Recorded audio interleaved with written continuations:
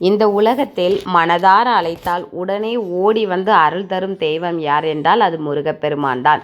வருடத்தில் ஒரே ஒரு நாள் முருகனின் சக்தி பூமியில் பூரணமாக இறங்கும் அந்த நாள் தான் தைப்பூசம். எல்லோராலும் காவடி எடுக்க முடியாது, 48 நாள் விரதமும் இருக்க முடியாது. ஆனால் ஒரே ஒரு நாள் மனப்பூர்வமாக விரதம் இருந்தாலே போதும். அந்த ஒரு நாள் விரதத்தை எப்படி கடைபிடிக்க வேண்டும், என்ன செய்யலாம், என்ன செய்யக்கூடாது, எந்த முறையில் வழிபட்டால் முருகனின் முழு அருள் கிடைக்கும், இவை அனைத்தையும் இந்த வீடியோவில் முழுமையாக பார்க்க போகிறோம். வீடியோவை கடைசி வரை பாருங்கள். வீடியோவிற்கு செல்வதற்கு முன்பு இந்த முறை யாரெல்லாம் தைப்பூச விரதம் இருக்க போகிறீர்கள் என்பதை பற்றி கீழே கமெண்ட் செய்யுங்கள். ஒரு விரதத்தின் வெற்றியே அது தொடங்கும் முன் நாம் செய்யும் தயாரிப்பில்தான் இருக்கிறது. தைப்பூசத்திற்கு முந்தைய நாள் இரவே அசைவ உணவுகளை தவிர்த்து மிக எளிமையான உணவை உண்ண வேண்டும்.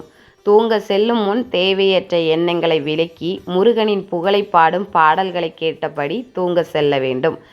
நாளை என் பொழுது முருகனோடு கழிய வேண்டும். என் முருகனுக்காக நான் இருக்க போகும் இந்த விரதம் எந்த தடையுமின்றி நடக்க வேண்டும் என்று மனதார ஒரு சங்கல்பம் செய்து கொள்ளுங்கள். மறுநாள் தைப்பூசம் அன்று அதிகாலை 4:30 மணியிலிருந்து 6 மணிக்குள் உள்ள பிரம்ம முகூர்த்த வேளையில் உங்கள் விரதத்தை தொடங்குங்கள். முடிந்தால் குளிக்கும் நீரில் ஒரு சிட்டிகை மஞ்சள் சேர்த்து நீராடினால் அது உடலில் உள்ள எதிர்மறை ஆற்றலை நீக்கும். மஞ்சள், காவி அல்லது பச்சை நிற உடைகளை அணியுங்கள். பூஜை அறையில் ஒரு அகல் விளக்கையோ அல்லது நெய் தீபத்தையோ ஏற்றி வைத்து கண்களை மூடி ஓம் சரவணபவ என்ற மந்திரத்தை 108 முறை ஜெபியுங்கள். முருகா, இன்று என் விரதத்தை எந்த தடையும் இல்லாமல் நல்லபடியாக முடிக்க வேண்டும் என்று மனதார வேண்டிக் கொள்ளுங்கள். முருகன் அலங்கார பிரியன் மட்டுமல்ல, அன்பு பிரியனும் கூட. நீண்ட நேர பூஜைகளோ கடினமான சடங்குகளோ அவருக்கு தேவையில்லை.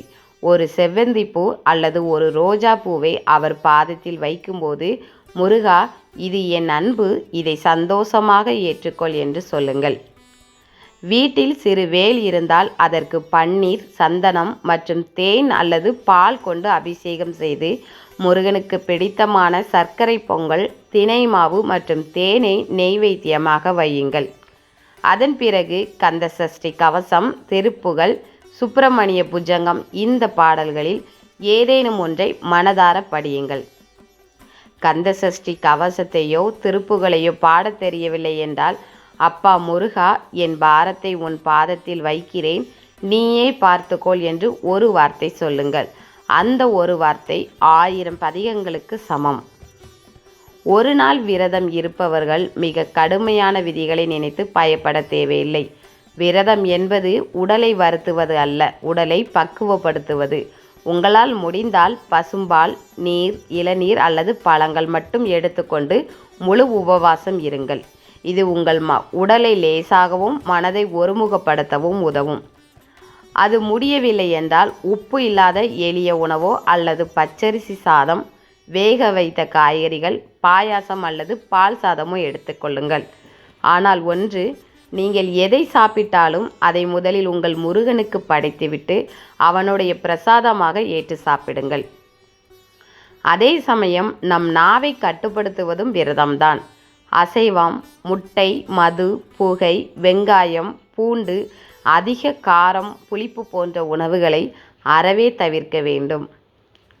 உடல் நலம் முடியாதவர்கள் ஒருவேளை மட்டும் எளிய உணவாக தயிர் சாதம் அல்லது அவல் எடுத்துக்கொள்ளலாம். இறைவன் உங்கள் பக்தியை மட்டும்தான் பார்க்கிறாரே தவிர உங்கள் வயிற்றின் காலி அளவை அல்ல. இந்த ஒரு நாள் விரதத்தில் சில விஷயங்களை நாம் கண்டிப்பாக தவிர்க்க வேண்டும். பகலில் உறங்குவது என்பது விரதத்தின் பலனை முழுமையாக தடுத்துவிடும். உணவை தவிர்ப்பதை விட தீய எண்ணங்களை தவிர்ப்பதே முருகனுக்கு பிடித்த விரதம்.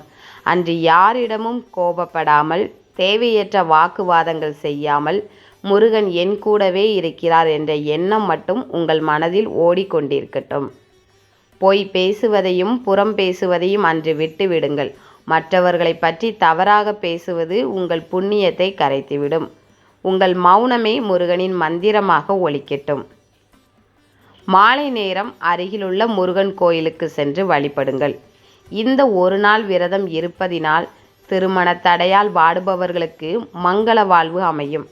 தீராத கடன் தொல்லையில் இருப்பவர்களுக்கு விடிவு காலம் பிறக்கும். குழந்தை பேறு இல்லாதவர்களுக்கு மழலை செல்வம் கிட்டும்.